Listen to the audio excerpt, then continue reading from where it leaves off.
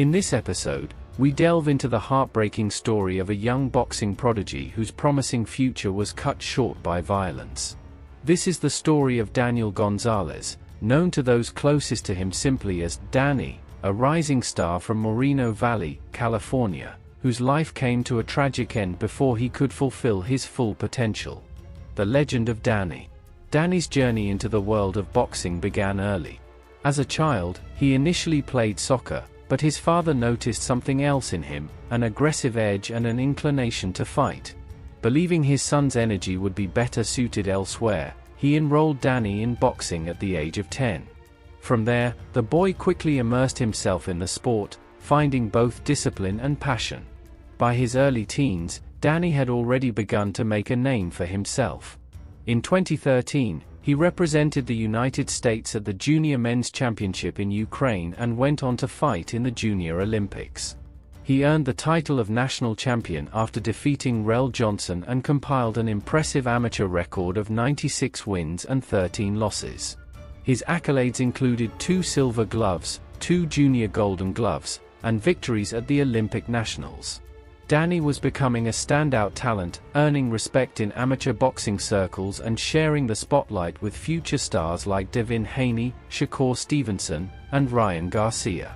Then came a pivotal moment in 2016. At just 18 years old, Danny signed with Mayweather Promotions, Floyd Mayweather's promotional company.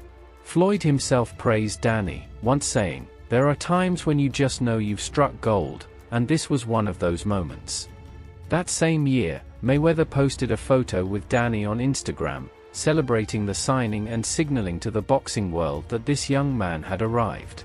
Reflecting on that milestone, Danny later said, "It was unbelievable. At first, I couldn't believe he actually wanted to sign me. When it happened, it was just a huge relief. I felt happy, blessed." The opportunity came when Danny was training at the Robert Garcia Boxing Academy. Floyd Mayweather had visited the gym to speak with Mikey Garcia, and after Robert Garcia spoke to him about Danny, Floyd began to take interest.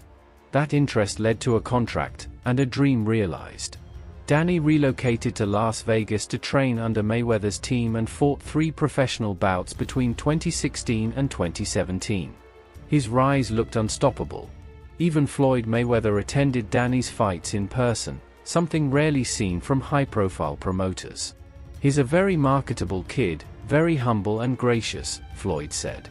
A young superstar on the rise. Despite the early success, things took a turn. After a unanimous decision win in April 2017, Danny stepped away from the ring for personal reasons. Close friends say he was struggling, caught in a period of uncertainty as he tried to navigate his way back into boxing. During this difficult chapter, he allegedly began associating with individuals involved in gang activity, specifically members of the Moreno Valley Locos. However, others dispute this connection. Still, his social media hinted at a boxing comeback. But that return never came. Then came the night of September 7, 2020, Labor Day. Labor Day incident. At around 9:08 p.m., deputies responded to a report of an assault with a deadly weapon in a residential alleyway in Moreno Valley. They discovered 3 gunshot victims.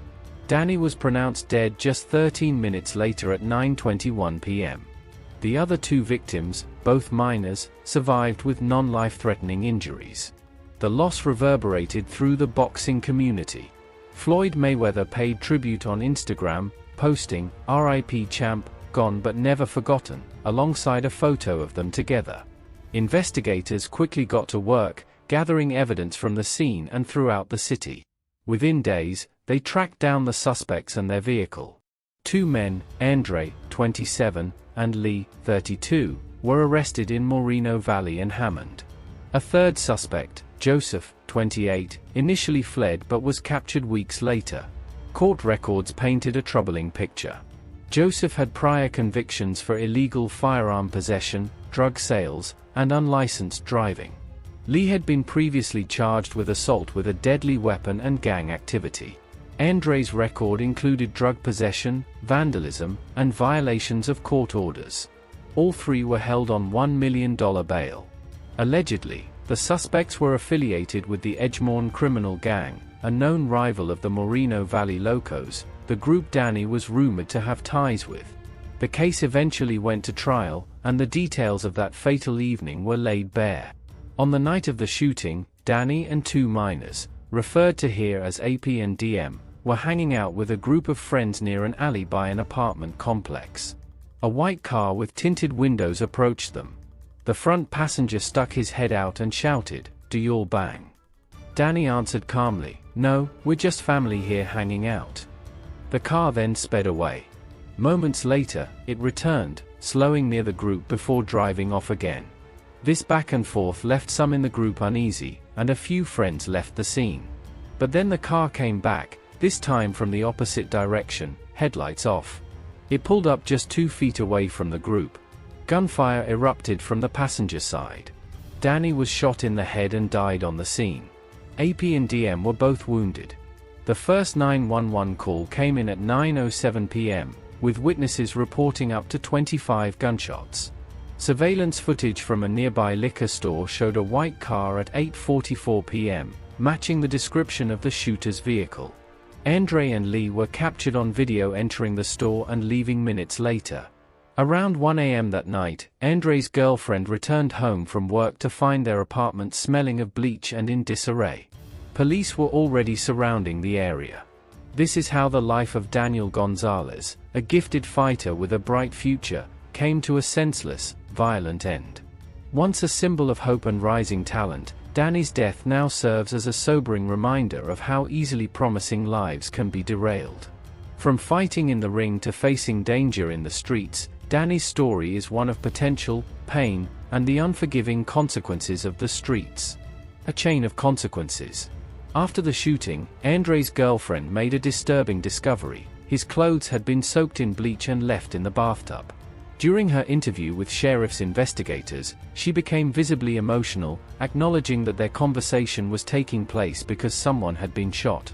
She recounted how she confronted Andre about the strong smell of bleach and the mess in their bathroom. When asked what he told her, she said simply, "He said he did it."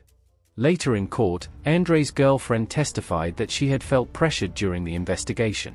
She claimed that one of the detectives had intimidated her and that she ended up telling them what she believed they wanted to hear. When police searched Andre's apartment, they found a half-full bottle of bleach sitting next to the tub. Days after the shooting, both Andre and his friend Lee were arrested. Authorities were able to identify a white vehicle captured on liquor store surveillance footage and linked it to the case. When Lee was questioned, he initially denied ever driving the car. However, after being shown a still image from the video, he admitted that he had. While in jail, Lee made several recorded phone calls. In one of them, he spoke to his child's mother, who also happened to be Andre's sister, and said, "Ain't no point of everybody going to jail. I'ma get your brother home." Despite the effort, the evidence against Andre was overwhelming. He was ultimately sentenced to life in prison without the possibility of parole, plus an additional 14 years to life. Lee received an even harsher sentence, life without parole, plus 50 years to life, and another 10 years on top of that. Meanwhile, another individual, Joseph, was charged in connection with the murder. Some within the community labeled him a snitch. One of the drivers involved took a plea deal, agreeing to identify the shooters in exchange for a reduced sentence. The case involved 1 count of murder and 2 counts of attempted murder. Each shooter received 25 years to life for the murder, and 15 years to life for each attempted murder, totaling decades behind bars for an act that many described as senseless. According to those close to the victims, the violence stemmed from gang tensions and racial conflict. A witness described it plainly. "We were the Mexicans there, they just shot at us, thinking they were getting back at someone." But the pain extended beyond gang lines. Danny, one of the victims, wasn't a gangster. He was known for treating everyone with kindness and respect, regardless of who they were. He had friends in the streets and friends working 9-to-5 jobs. As one friend put it, "You showed him love, he showed you love." He didn't care about your background. If you were cool with him, he was cool with you. Danny's death shook the entire community, not just his neighborhood in Moreno Valley, but across Riverside. He died at just 22 years old, leaving behind dreams that would never be fulfilled. His brother Albert, better known as Chop Chop, has continued to chase a dream of his own. An emerging boxing talent, Albert is beginning to make a name for himself in the ring. Though he's had just 10 professional fights, his raw talent and magnetic presence have drawn attention. One promoter recently called, asking for his number, hoping to feature his story in Ring magazine. As his supporters say, he doesn't need to talk much, his performance in the ring says it all.